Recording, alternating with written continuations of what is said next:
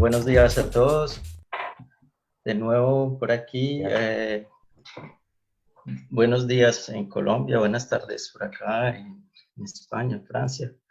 Invitados todos a, a encontrarnos aquí en esta nueva participación, en esta nueva discusión de temas que nos interesan con el Instituto de Construcción Sostenible. Es una iniciativa de aliados que nos interesa y que nos apasiona todo el tema de la arquitectura, la construcción, la naturaleza, las construcciones alternativas.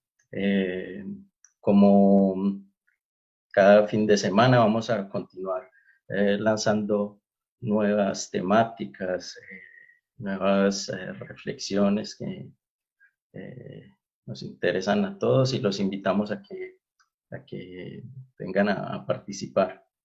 El día de hoy vamos a estar hablando de la construcción, la bioarquitectura, la arquitectura inspirada por la naturaleza, con uno de nuestros aliados, que es José Antonio Pérez. Nosotros lo conocemos como Toño, cariño, quien nos va a estar contando un poco de esos saberes que ha estado transmitiendo desde hace ya algún tiempo y sobre todo eh, investigando, profundizando y compartiendo también, pues con todo, aprendiendo de, de todos los que se interesan y se apasionan por el tema de la bioarquitectura, de la arquitectura natural.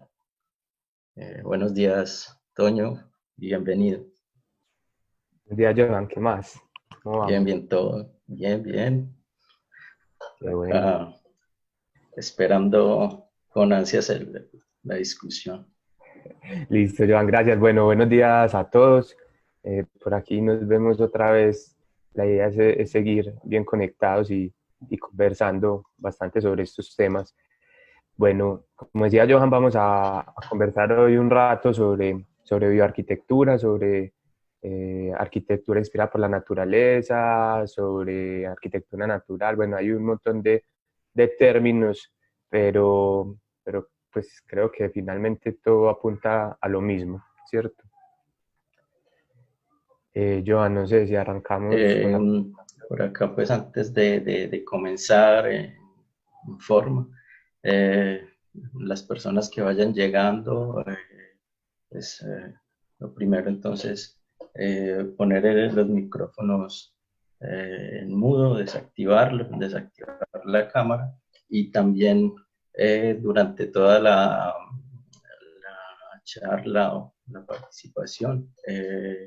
Está abierto pues el chat por aquí mismo, donde vamos a ir mirando todas las preguntas, donde los invitamos a que participen y se vayan como abriendo las discusiones.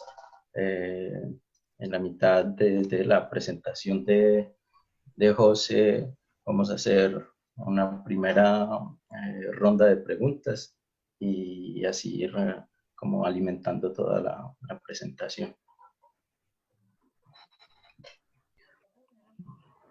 Listo. Bueno, para comenzar a abordar el tema directamente, Toño, discutíamos ahora, bueno, el tema de la bioarquitectura, cómo podríamos, hoy en día, cómo podríamos definirla, cómo la concebís vos, porque en el medio se habla de bioarquitectura, bioconstrucción, se habla de, de construcción sostenible, y entonces sería interesante primero como eh, dirigir cuál es el eje principal que te apasiona, que te interesa, que llamas bioarquitectura. Listo, Johan. Bueno, como les mencionaba ahorita, pues encontramos un montón de términos y como Johan lo decía, que se escucha uno arquitectura orgánica, arquitectura eh, biomimética, arquitectura natural, bioarquitectura, bioconstrucción.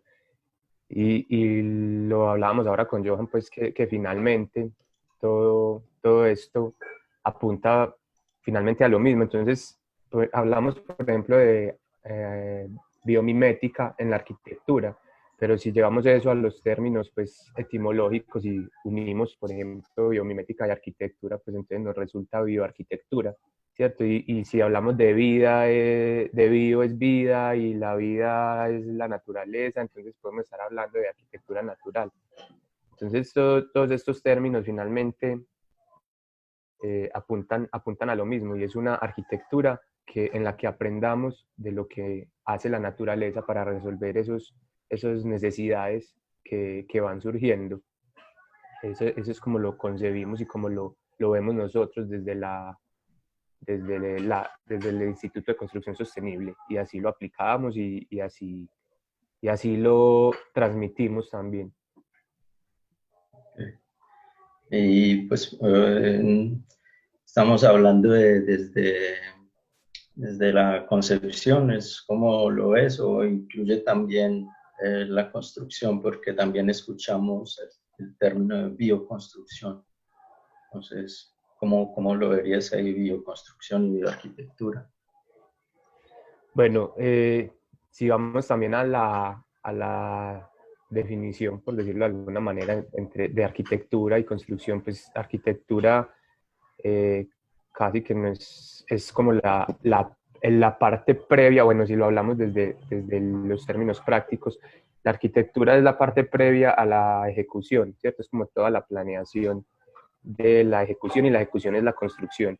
Entonces, al igual que los otros términos, pensamos que lo uno lleva a lo otro, y entonces si hablamos de bioarquitectura y estamos diseñando inspirados por la naturaleza, pues finalmente vamos a construir inspirados por la naturaleza y vamos a habitar esos espacios también aplicando esos principios y esos procesos y esas formas que la naturaleza nos enseña. Muy bien.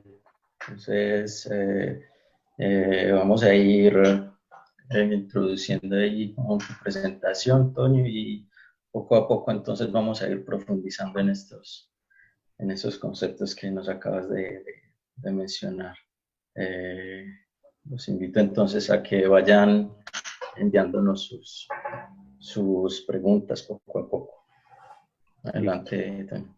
No sé si Iván no sé, me sale la opción, voy a compartir aquí la presentación y me sale la opción que está inhabilitado, compartir pantalla de los participantes. No sé, Iván, si nos da una manito ahí desde la tecnología. Bueno, aquí está Iván también detrás de cámaras, que es otro de nuestros aliados en el instituto. Próximamente lo vamos a ver conversando sobre construcción con tierra, también con Johan. Pero en ese momento está detrás de cámaras con todo el tema tecnológico. Iván, si de pronto nos da una manito ahí habilitando la opción, por favor, para compartir pantalla. Claro, mientras nos da la entrada, Iván, vamos a ir también pues hablando un poco de ese tema de la bioarquitectura. Hoy día entonces pues es nuevo el tema, porque tendría uno la impresión de eso, que es un tema nuevo, que está de moda. ¿Cómo lo ves? ¿Es algo que se retoma o cómo lo ves desde ahí? Yo creo que la bioarquitectura, creo no, así ha sido, la bioarquitectura, la bioconstrucción, vienen desde que el hombre apareció en la Tierra. No sé, hubo un momento en el que nos desconectamos de eso, que ahorita lo vamos a hablar un poquito más del tema, nos desconectamos de esa conexión con la naturaleza y bueno, últimamente con pues, todo este tema que nos hablan del cambio climático, del calentamiento global y que pues, la necesidad de ser más sostenibles, empezó a aparecer pues de nuevo este tema y empezó a aparecer incluso como un apellido para la arquitectura y para la construcción, cuando realmente pues siempre ha sido algo vinculado. O sea, no, antes los constructores antiguos no hablaban de que, bueno, vamos a hacer el capítulo de bioclimática para la arquitectura. Tenemos que contratar al bioclimático que nos analice el entorno para poder diseñar nuestra Sí. edificación. Eso no se hablaba antes. Mm. Entonces, creo que sí, últimamente por ese tema, no sé si de pronto conciencia o moda, aunque si hablamos de moda, pues me parece hasta importante que, porque muchas personas y pues nosotros como seres humanos biológicamente estamos tendientes la mayoría a irnos a las modas. Entonces, si es por moda, pues muy bueno porque igual estamos yendo hacia ese camino. Es el lado positivo, claro. Sí, Ha permitido también la difusión que conocemos hoy. exacto. Joan, no sé, ahí ya se ve la presentación. Sí, dale, por acá tenemos la imagen ya. Listo, gracias. Bueno, entonces, como lo hablábamos ahorita, vamos a hablar un ratico sobre bioarquitectura, o en este caso lo titulamos biomimética en arquitectura, que es aprender de la naturaleza para aplicar a la arquitectura. Pues antes de entrar a esto, pues no, mm, creemos o creo que es importante empezar a hablar de cuándo aparecimos en la Tierra. De hecho, somos unos niños en la Tierra. El hombre apareció en la Tierra hace 2.5 millones de años, mientras que la Tierra tiene, ¿cuántos? 5.000 millones de años ya de existencia.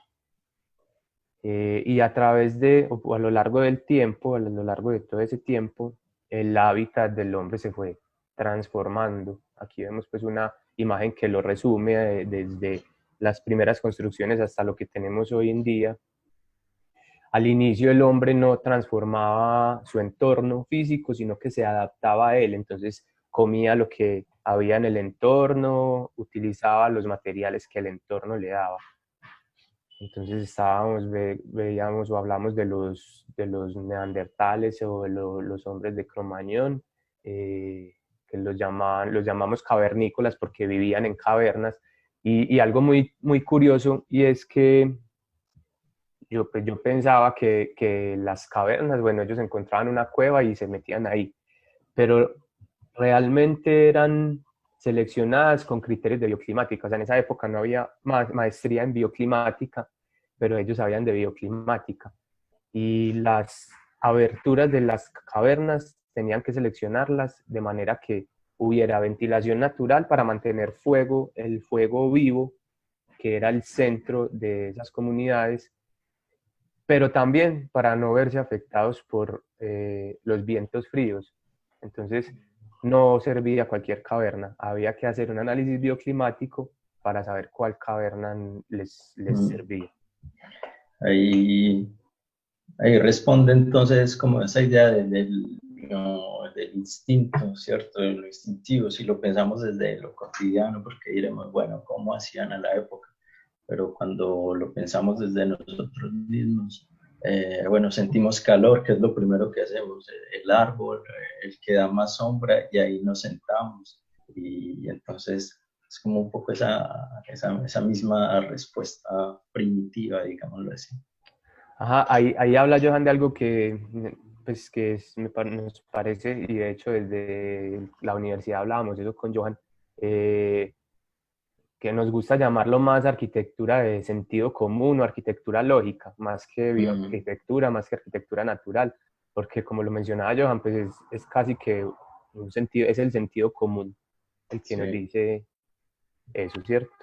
Bueno, los trogloditas empezaron a modificar un poquito ese entorno, entonces ya tomaban las rocas, por ejemplo, y las perforaban y ahí construían sus hábitats.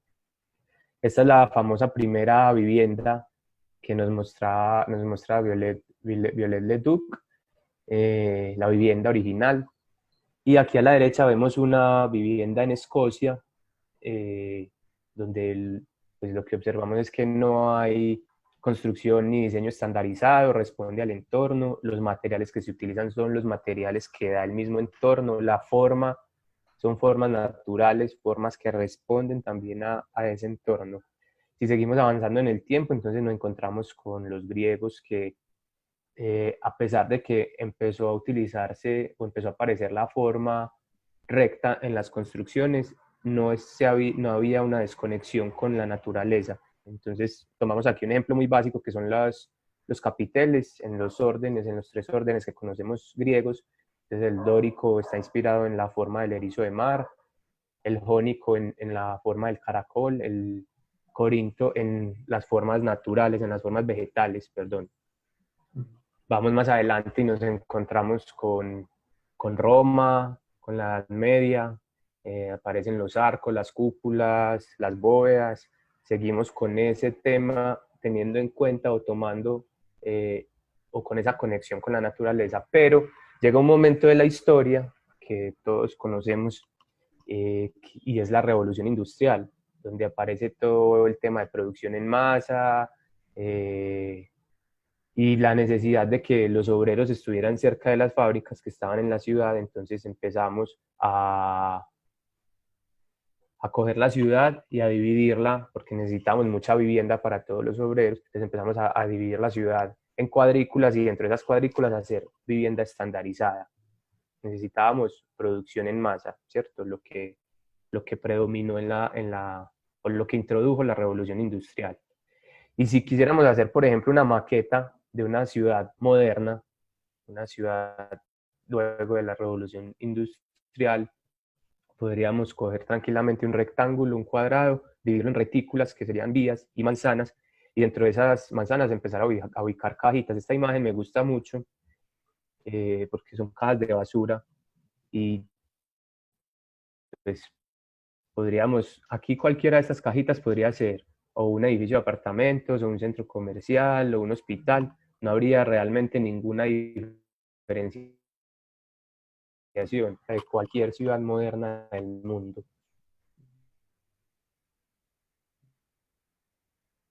Que es difícil diferenciarlas realmente si no las conocemos. A la izquierda está Medellín y a la derecha está Montreal. Son dos ciudades o la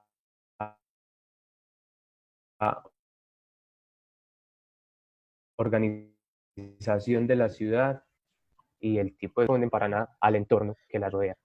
Y algo muy teso, que me ha parecido muy teso, es el tema de la infraestructura hospitalaria, carcelaria y educativa, que realmente no hay una diferenciación y yo creo que también eso es como un mensaje subliminal a la mente de los estudiantes. O sea, usted estudia dentro de una cárcel, usted estudia dentro de un hospital y finalmente el funcionamiento de un colegio o de una institución educativa, con nuestro sistema educativo convencional, pues finalmente viene siendo una cárcel. Usted sale al descanso al patio, cuando suena el timbre, a comerse el algo, y en el salón, que sería la celda, pues no puede hablar si el profe no lo deja, no puede hacer cosas diferentes a las que diga el profe. Entonces, bueno, la infraestructura responde como a eso también. Elementos que si, si han visto un poco desde lo filosófico a Foucault, ahí van a encontrar todos los argumentos que ha abordado Foucault, vigilar y castigar y cómo desde esos órganos de control él menciona exactamente la escuela,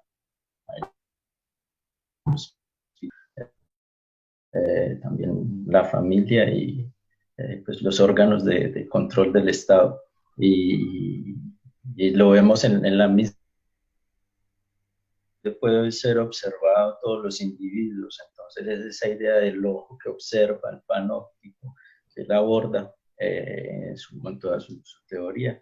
Eh, y como escribe José, pues, en el patio de la escuela lo vemos también, en el hospital, esa idea de pabellones donde puedo tener el control y pasar a vigilancia. Entonces, ahí vemos reflejado cómo de pronto lo que dice José es que también la arquitectura ha obedecido a esas intenciones de control sobre sobre los habitantes. Exacto, gracias, Johan. Bueno, y vamos aquí. Esta frase me gusta mucho, esta frase la encontré en el libro Bioarquitectura, pero viene de otro, ellos lo toman de otra fuente.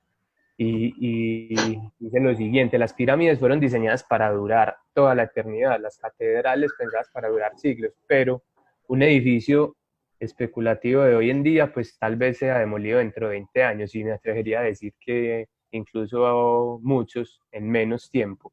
O sea, hoy estamos casi que, como lo dice el título, estamos haciendo arquitectura. Si hablamos de mercancía, estamos hablando de intercambios monetarios, ¿cierto? Y de que la mercancía, el principal objetivo de la mercancía es generar ingresos, generar utilidad. Y de hecho hoy en día la arquitectura es eso.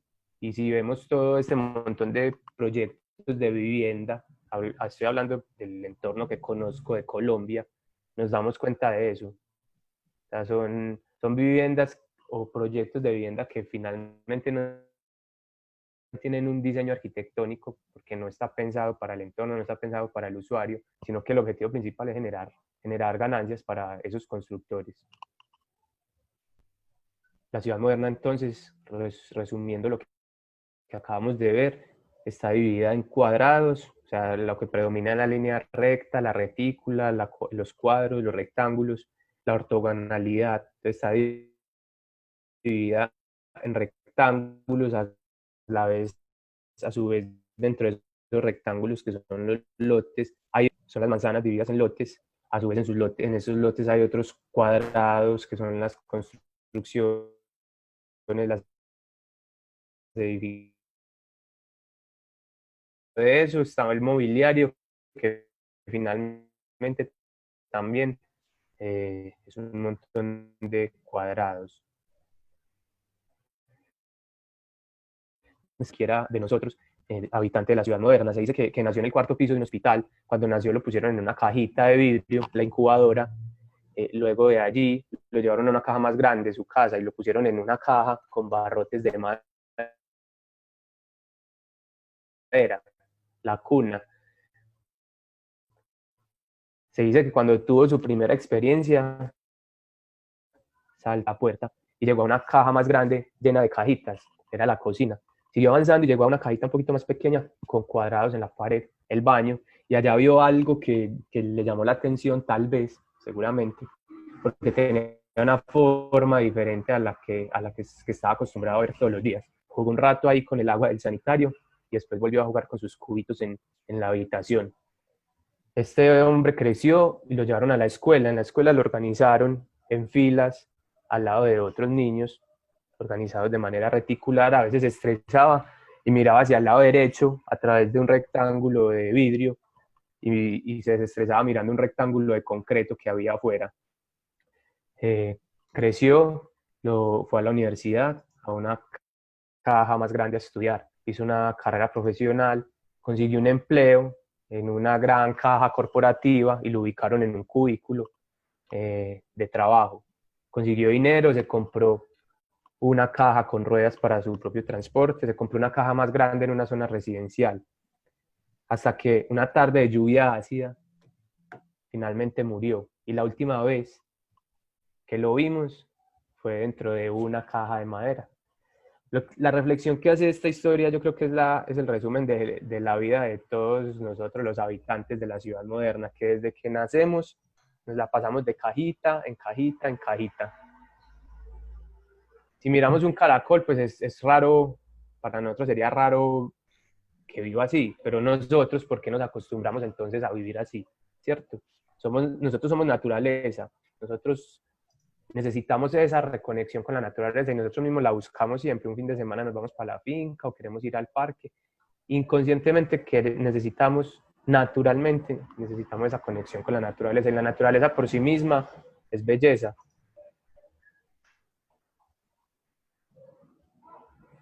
En la naturaleza no aparece nunca esa discusión. Por ejemplo, el caracol no se pone a discutir si primero es la función o primero la forma, como si pasa mucho, y de hecho me acuerdo mucho en la universidad con los profes de arquitectura, discutían unos decían, primero la función y después definimos la forma. No, primero la forma y después la función. En la naturaleza todo esto es un todo integral, no hay una discusión de qué es primero. Una cosa responde a la otra y una cosa lleva a la otra. Por acá tenemos una pregunta, José, para ir también aportando a eso que nos acabas de exponer, de explicar, que es una reflexión bien interesante. Vamos a ver esta pregunta donde dice: ¿por qué cree que el hombre a lo largo del tiempo se ha desligado de la naturaleza hasta llegar a lo que hoy entendemos como la arquitectura contemporánea? Bueno, para mí la razón principal, bueno, o el detonante principal fue el tema de la revolución industrial. O sea, eso generó en todos nosotros un cambio fuerte en nuestras formas de vivir y de habitar.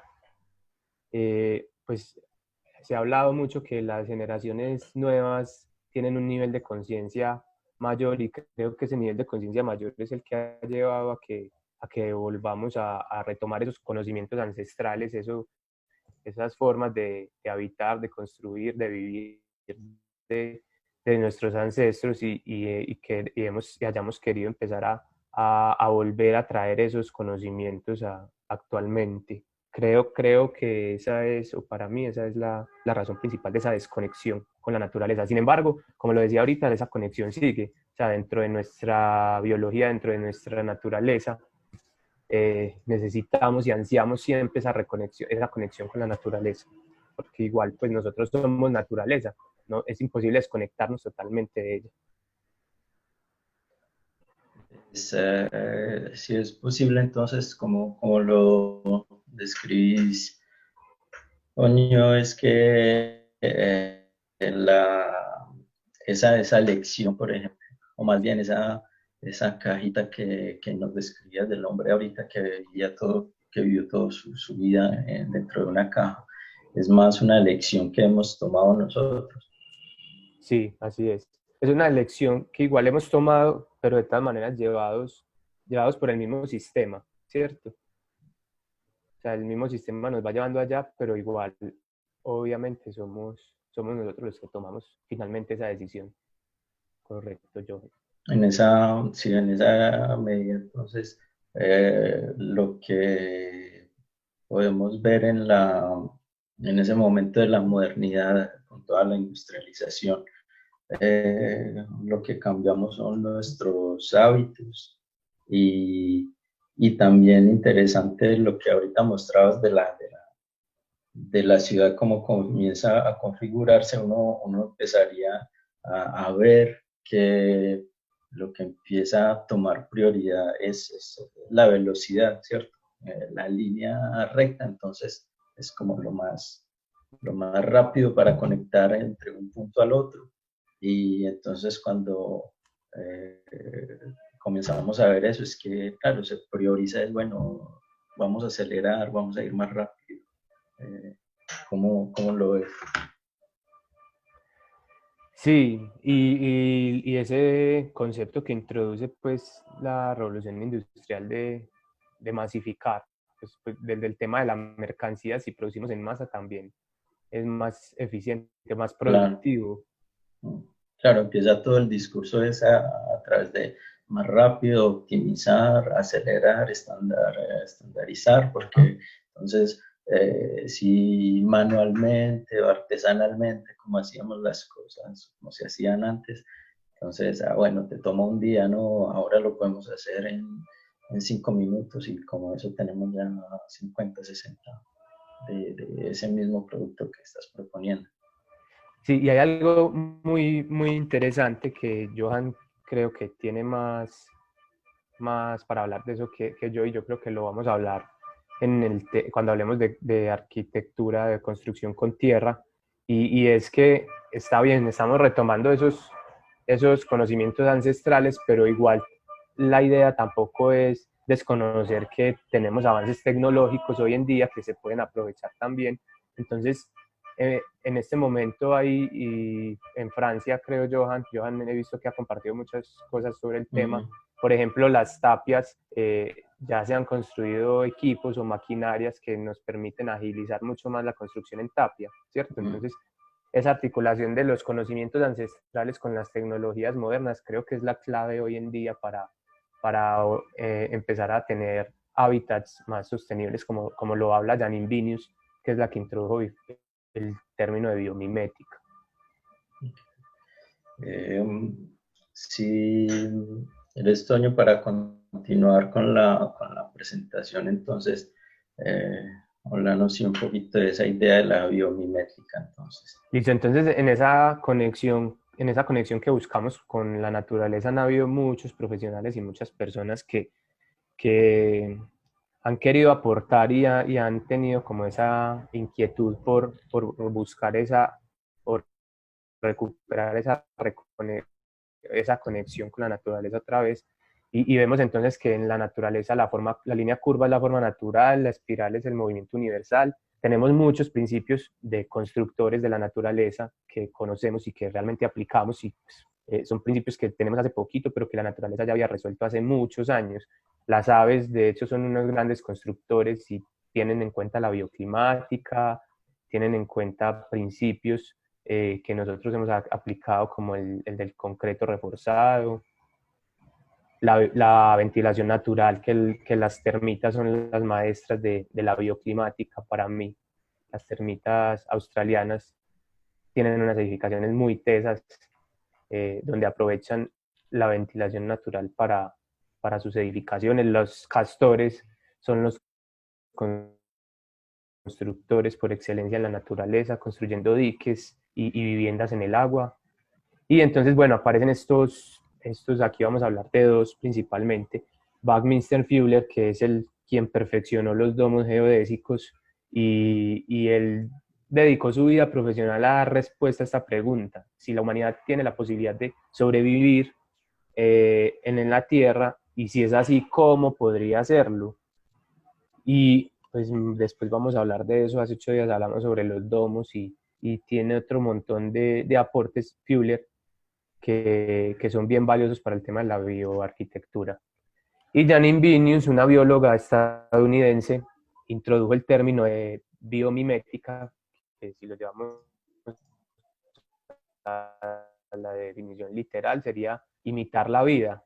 Pero ella nos habla en uno de sus libros, ella nos dice que no es tanto copiar y hacer igual, sino que es observar la naturaleza y aprender de lo que ella hace para nosotros aplicarlo. La biomimética para nosotros, en la experiencia que hemos tenido aplicada a la arquitectura y a la construcción, es una articulación entre, obviamente aparecen otro montón de áreas, pero principalmente es una articulación entre biología, arquitectura y ingeniería. Janine nos habla de 3 niveles de aplicación de la biomimética. Un primer nivel de forma,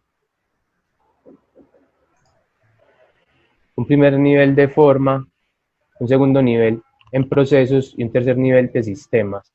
O sea, simplemente inspirarnos en una forma natural, o cómo la naturaleza hace algo, o finalmente cómo funciona un ecosistema, un sistema completamente, con esos ciclos abiertos.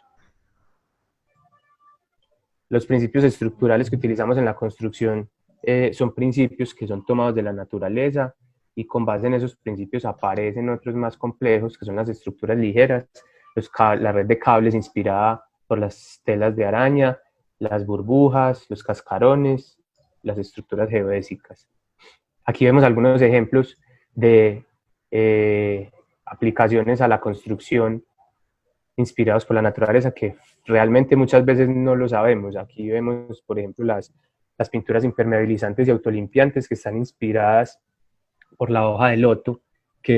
¿En qué consiste la hoja de loto? Y la mayoría de hojas de las plantas tienen eso. Se me dice, Iván, que no me ha confirmado todavía.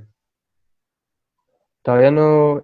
Sí, no se está viendo, porque me dicen que se para el video.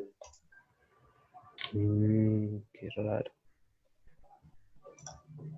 Pues no sé, yo creo, no sé si, Iván, si terminamos igual así, y ya miramos el tema, cómo lo podríamos resolver o qué piensa, no, Johan, no sé qué piensa. Eh, sí, creo que podemos seguir eh, con la presentación. Ahora me dice Jorge que sí, que ahora sí. Listo, listo, Dice hágale. que se está viendo la presentación. Ah, bueno, hágale, gracias. Está bien, full. Y entonces les mostraba aquí el ejemplo de la hoja de loto, que es una superficie con unos chuzitos microscópicos y lo que hace es el agua es una burbuja si se chuza pues se va a explotar, pero lo que hace tener un montón de chuzitos microscópicos es que cuando la burbuja cae, esa presión se distribuye y no se va a reventar. Entonces lo que hace la burbuja es rodar, entonces no se moja la hoja y además limpia la superficie, que es el mismo principio que entonces con base en la hoja de loto se aplicó para las pinturas impermeabilizantes y autolimpiantes. Son pinturas con chuzitos microscópicos que hacen que las burbujas no se revienten y de una vez limpien la superficie. Bueno, este es muy claro. Este me parece muy interesante porque es un escarabajo del desierto eh, que lo que hace es en las noches subir a las dunas y al generar más temperatura que el entorno, entonces cuando vienen los vientos húmedos, al generar más temperatura, lo que hace es condensar ese agua y la vuelve líquida, ¿es cierto? Y la captura en su caparazón, debajo del caparazón tiene unos chuzitos o unas punticas parecidas a las de la hoja del loto, y entonces él conserva burbujas de agua en su caparazón, y durante el día cuando las necesita, las rueda y las consume. Ese principio se utilizó o fue el que inspiró los atrapadores de niebla, que son superficies grandes, oscuras, que lo que hacen es capturar la niebla y volverla líquida para almacenarla y utilizarla en lugares donde no hay agua. Construcciones, en este caso son geodésicas. Este terreno era un terreno completamente erosionado por la minería, y lo que hicieron con este proyecto, el proyecto Eden en Inglaterra, lo que quisieron hacer con él era demostrar que las construcciones del hombre también pueden impactar positivamente el entorno. Y lo que se hizo aquí fue recuperar completamente esa tierra. Y este me gusta mucho, es el restaurante Cass en Ámsterdam, de Michael Pollan, que es un teso con el tema de la biomimética. Y en este restaurante se procura hacer lo que hablábamos ahorita, mantener esos ciclos siempre abiertos. Entonces tienen unos sistemas acuapónicos donde los peces están debajo y las plantas encima, y se alimentan se soportan unos a otros. Los mismos peces son los que se utilizan para el consumo en el restaurante. Los residuos del restaurante van a unos biodigestores y generan gas y calor, ¿cierto? Tienen paneles solares, se puede hacer reutilización de aguas grises, o sea, es todo un sistema completo donde el objetivo es cero residuos, es hacer lo que la naturaleza hace, mantener ciclos abiertos. Cuando un animalito en la naturaleza se muere, le cae encima la hojarasca y eso se empieza a biodegradar y se vuelve abono para la tierra. Y hay otros arquitectos reconocidos que pues, han aplicado los principios de la naturaleza en sus construcciones. Johan, sí. Sí, retomando una de las preguntas que teníamos por aquí desde ahorita, Camilo Díaz nos preguntaba, ¿se pueden aplicar de forma masiva diseños de este tipo si la normatividad no contempla muchos de estos sistemas constructivos? ¿Cómo alcanzar ese reconocimiento institucional? Pero yo creo que el primer paso, como invitaba hace unos días en un video que compartí en las redes, y es que el primer paso es que nosotros como usuarios empecemos a exigir esos cambios. Y tomamos el ejemplo de las constructoras con sus proyectos de vivienda. Si nosotros empezamos a exigirle a las constructoras que necesitamos ventilación natural, que necesitamos un control solar adecuado, que necesitamos ciertos niveles de confort térmico dentro de los espacios, dentro de las viviendas, empezamos a exigir otras formas, otros materiales, pues mejor dicho, si nosotros dejamos de comprar, ellos van a tener que plantear estrategias para darnos lo que nosotros queremos. Entonces, para mí el primer paso es que nosotros como usuarios empecemos a exigir otras cosas diferentes. Y es empezar a construir algo que nos hemos dado cuenta es que para demostrar que algo funciona y sirve hay que hacerlo. Y creo que Jorge, que también vamos a estar hablando con él más adelante, Jorge lo tiene muy claro y lo aplicó muy bien con su propia vivienda. Y de hecho es lo que siempre muestra a los clientes para que los clientes sepan que sí es posible construir de formas diferentes. Sí, hay un tema que abordas ahí, José, que es bien interesante. Para agregar es que hay que desmitificar muchas cosas que tenemos también dentro de del uso de los materiales especialmente. Lo que mencionabas, los materiales entonces industrializados y que ya entonces son los que concebimos como duraderos, son los que en el largo tiempo, los que van a garantizar todo, seguridad, durabilidad, en fin. Como mencionas, hay muy buenos ejemplos ya allá en Colombia y que creo que es el primer paso a dar también. Sí, correcto.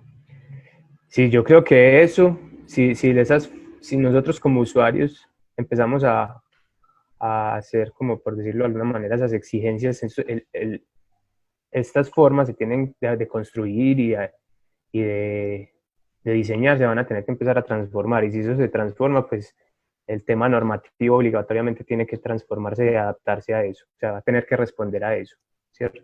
De hecho, Sí, como, sí. en la NSR 2010, pues podemos ver que ya incluso está el tema de guagua. Yo creo que desde antes ya venía, Sí. pues, pero ya está más estructurado.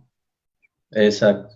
Sí, eso quería como agregarte ahí, Toño, y es que aquí, por ejemplo, son bien estrictos toda la normativa de construcción, donde tiene que pasar también por todo un estudio de análisis bioclimático, ingeniero, aprobado, todo, y ya ya la misma gente, todos están, como decís, moviendo, exigiendo también el uso de materiales naturales, el uso de materiales que pueden ser reciclados, de menos impacto en el entorno, y ya comienzan a ser aprobados los materiales como la tierra, como la paja, la construcción, los mismos permisos de construcción.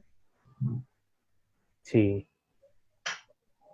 Bueno, espero que la pregunta pues esté de pronto un poquito resuelta para Camilo. Camilo, ¿cierto?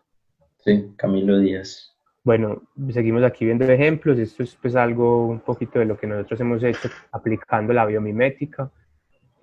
Como lo hablábamos ahora con Johan al inicio, pues nosotros somos aprendices para toda la vida y estamos en constante aprendizaje. O sea, esto que vamos aplicando es siempre un aprendizaje continuo.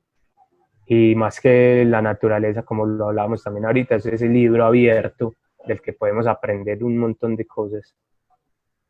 De hecho, esto, hace poquito hubo un conversatorio con Janine Vinius, aquí en vivo por el Instituto de Biomimética, el biomimicry.org, para que los que les interese, hay información muy valiosa, .org. Y Janine pues hablaba ahí unos temas precisamente sobre la actualidad moderna, y le preguntaban que para ella cuál es el rol de la naturaleza en este momento que estamos viviendo con el tema del COVID-19, y la respuesta de ella fue así cortica y concreta, y para mí muy diciente, y es que la naturaleza es una masterclass en este momento. Así como estamos de moda con el tema de las masterclass y todo eso, ella decía, Sí. la naturaleza es una masterclass. O sea, hay que ir allá a la naturaleza para ver ella cómo resuelve todos los problemas y las necesidades que tiene, y de ahí es donde tenemos que aprender. Bueno, y precisamente el Instituto de Biomimética, el Biomimicry Institute, diseñó, creó o planteó esto que llaman la espiral del diseño biomimético, que es el proceso que ellos proponen para aplicar la biomimética al diseño. Entonces, nos hablan de unos pasos. Primero hay que definir cuál es la función, el contexto, cuáles son las necesidades que tenemos. Luego, biologizar, que es mirar la naturaleza, de qué maneras resuelve esa necesidad que nosotros tenemos. Pasamos a descubrir esos modelos biológicos de la naturaleza. Listo, ya miramos cómo lo hace, qué hace, vamos a ver cómo lo hace. Luego a abstraer, que es ya entonces empezar a mirar eso de la naturaleza, cómo lo empezamos a llevar a darle solución a nuestra necesidad. Finalmente, emular, hacerlo y evaluar, mirar esa viabilidad, que sí funcione lo que nosotros aplicamos desde el aprendizaje de la naturaleza. Esta espiral, la idea es que más adelante vamos a organizar también un taller para ver y conocer bien ese proceso con algunos ejemplos reales de aplicación de la espiral del diseño biomimético. Y bueno, finalmente, como dice Janine Vinius, si logramos en todos nuestros procesos de la vida biomimetizar a los 3 niveles, formas, procesos y sistemas, vamos a lograr llegar o encontrar hábitats o formas de habitar que nos permitan vivir mucho más tiempo aquí en la Tierra. Porque realmente si seguimos como estamos, vamos a acabar con nosotros, porque decimos, estamos acabando con la Tierra, pero la Tierra, o sea, tenemos que ser muy egocéntricos para decir que vamos a acabar con la Tierra. Finalmente lo vamos a acabar es con nosotros, la Tierra va a seguir su rumbo, nosotros nos acabaríamos. Entonces, la invitación de Janine es esa, vamos a mirar ese libro abierto a la naturaleza, aprendamos de él y apliquemos eso a nuestra vida diaria. Bueno. Joan, no sé, muchas Bien, gracias. José. Vamos resolviendo, hay dudas, preguntas. Vamos a ir mirando preguntas. Una pregunta teníamos por acá es cómo podemos relacionar esas adaptaciones del hábitat natural del hombre, el hábitat de entonces, a la forma de concebir el hábitat de hoy. ¿Cómo podemos, perdón, Johan? ¿Cómo pueden estar relacionadas o no están relacionadas la forma de concebir el hábitat de antes con el hábitat como lo concebimos hoy? Bueno, yo creo que es volver a lo que hablábamos ahorita y creo que mucho se está haciendo ya sobre el tema, como lo mencionaba ahorita Johan, que es retomar esos conocimientos ancestrales. O sea, ya nos hemos dado cuenta que de nuestros hábitats nos desconectamos de la naturaleza, ¿cierto? Eso ya lo tenemos claro todos. Ya estamos empezando a volver a buscar esa reconexión con la naturaleza. Y ese buscar esa reconexión con la naturaleza, hablando de nuestros hábitats, es, como lo dice Janine, mirar la naturaleza como lo hace, pero también ir a mirar cómo lo hacían nuestros ancestros, porque ellos, como lo mencionábamos al inicio, tenían una arquitectura de sentido común y lógica. O sea, ellos respondían al entorno y respondían al usuario que iba a ocupar ese espacio sin necesidad de tener una maestría o ir a la universidad, ¿cierto?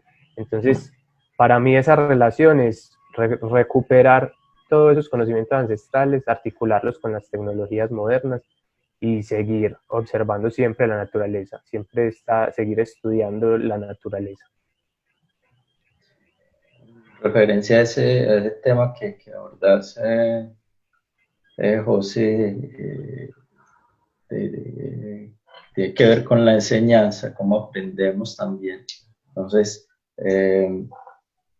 es también la forma como hemos concebido el hábitat, sobre todo cómo lo aprendemos desde la academia, cómo lo aprendimos. Entonces, hay una falta ahí también de incluir ese sentido de lo intuitivo, ese sentido lógico que tenemos por naturaleza.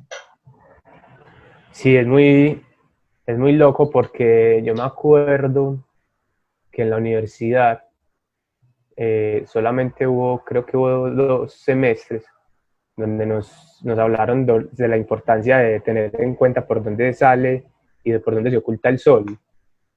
Pues es algo muy básico, pero que realmente 2 semestres de 10 semestres donde se haga énfasis en eso o se resalte esa importancia, pues eso es muy poquito. Y eso pues es algo básico. Pero si vamos, por ejemplo, a más allá, a las formas de habitar, bueno, finalmente nosotros no sé, lo hemos descubierto a lo largo de nuestra vida profesional porque no sé, hemos tenido una inquietud y no nos hemos sentido conformes o no hemos estado satisfechos con esas formas de habitar que nos han enseñado, esas formas de diseñar o esas formas de construir. Entonces hemos sido un poquito inquietos y curiosos y hemos llegado a eso, pero finalmente creo que, y yo pues desde la docencia también con los estudiantes, eh, hablando también de otros temas aparte de inteligencia emocional, de cómo aprender a manejar el dinero, por ejemplo. Son cosas que nuestros papás nos enseñan, nuestros profes nos enseñan, pero finalmente no lo hacen con mala intención, sino que es el desconocimiento que ellos tienen también. Y ese desconocimiento viene de lo que les enseñaron a ellos y de lo que les enseñaron a los que les enseñaron a ellos. Y finalmente, si llegamos al inicio, esa ruptura en el momento que apareció la industrialización, esa ruptura o ese divorcio que tuvimos con la naturaleza. O sea, para mí el origen es ese y, y lo que se está haciendo hoy en día de esa generación, de una conciencia o de mayor conciencia, creo que es importante para empezar a transformar un poquito eso y algunas universidades ya lo están haciendo, algunas incluso desde la misma escuela se trabaja con niños, a veces en formas de habitar en que los mismos niños piensen y repiensen sus propias viviendas. Ya, ya, ya vemos hoy en día igual especializaciones, posgrados, profundización en bioconstrucción, en bioarquitectura, en biomimética, como nos mencionabas, que eso antes pues no lo veíamos, era raro. Y eso abre ya como una posibilidad y diferentes espectros a profundizar. Ajá. Tenemos otra pregunta también donde David Sánchez nos dice, en Colombia hay más grupos de trabajo o empresas que apliquen la biomímesis.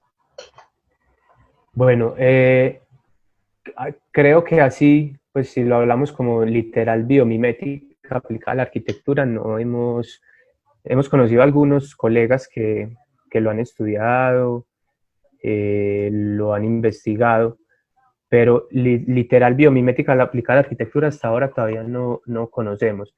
Pero si lo llevamos a lo que hablábamos al inicio, o sea, aprender de la naturaleza para aplicar a la arquitectura, sí hay un montón de personas y de profesionales que en Colombia lo aplican.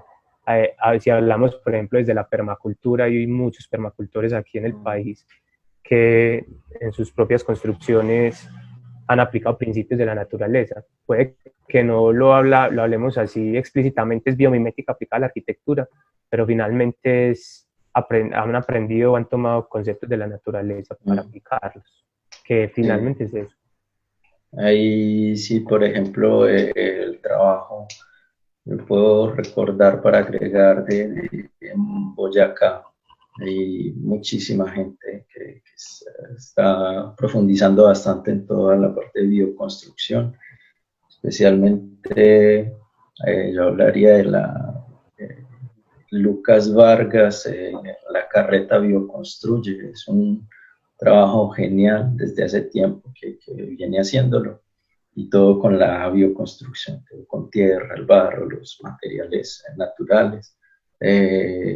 Lucía García, que es una profesora también de mucho tiempo de estudiar la tierra, el trabajo con la tierra en particular, particular en Villa de Leyva y en Barichara la Fundación Tierra Viva, por ejemplo, que hablan también, como decís, pues no directamente desde la biomímesis, pero siempre tienen en cuenta ese principio del trabajo con los materiales naturales. Entonces, hay muchos muy, muy buenos ejemplos. Aquí en Antioquia, que creo que usted los conoció, en Alejandría, Mano de Sol, usted los conoce, ¿cierto? Mano de Sol en permacultura, en un trabajo muy, muy interesante con toda la recuperación de un terreno que antes era dedicado a la ganadería y 4 años después es increíble todo un bosque que ellos han recuperado. Hay muy, muy buenos ejemplos, todo en permacultura, como dice, bueno, especialmente. Bueno, no sé si tienes algo más para agregar, Toño, para ir cerrando y ir invitándolos a todos para una nueva discusión. Bueno, no, agradecerles a todos por estar aquí conectados. Gracias por la participación. Este video igual va a quedar grabado en las redes para que si lo queremos compartir, pues la idea es divulgar y multiplicar mucho esta información y estos conversatorios para que nos inquietemos mucho más por eso y sigamos masificando todo este tema. Gracias, Johan.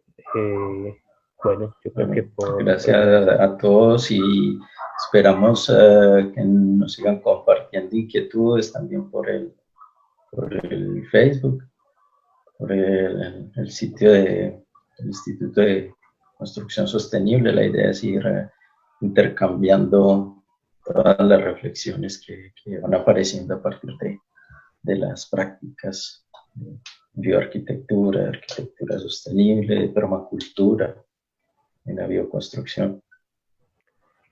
Estemos pendientes porque no estamos seguros si dentro de 8 días o dentro de 15 días vamos a hablar sobre construcción en Guadua y luego sobre construcción con tierra.